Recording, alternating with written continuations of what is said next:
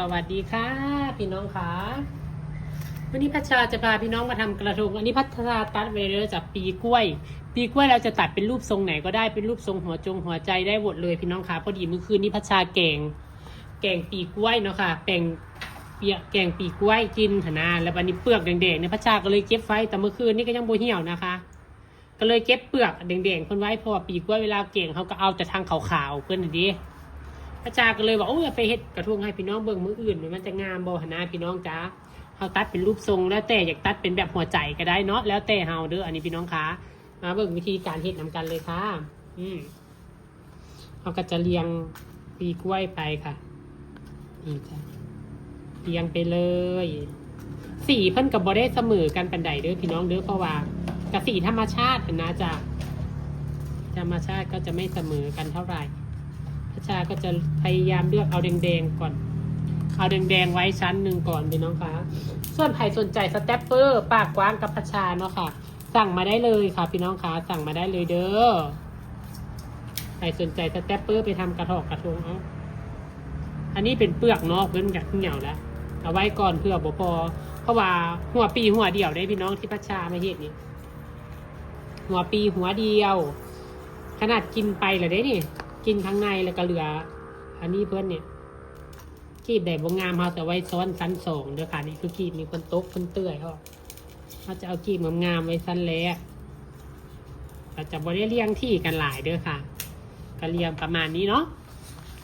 ห่างกันเนี่ยเพราะว่าเขาสีซับว่างอยู่ดีพี่น้องเขาจะซับว่างเป็นสองชั้นอยู่นะก็เรียงไปเลยบ่มีอย่างไรค่ะแล้วก็ที่สำคัญพัชชาวะปีกล้วยนี่ก็แบบว่าทนอยู่นะพี่น้องกับโบเหี่ยวง่ายนะเฮ็ดไว้มือสองมือเนี่ยได้จะได้นะคะ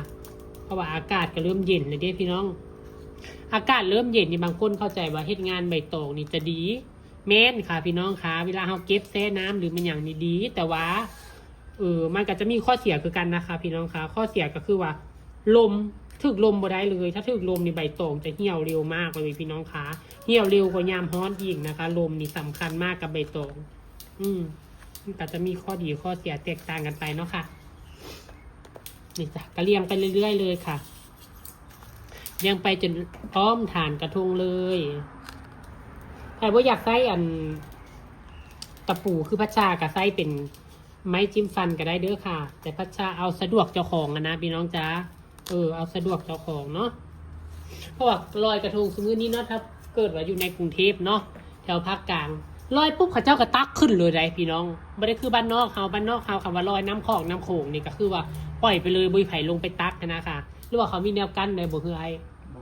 บริการบ่ได้คือกรุงเทพเนาะกรุงเทพเขาเจ้าตักขึ้นเลยลอยมอ3 วิชั้น2เขาก็ซับว่างเด้อบัดนี้พี่น้องค่ะนี่เด้ซับว่างเขาก็ยับเข้ามาคำมันเหลือพัชชากระเทศชั้น3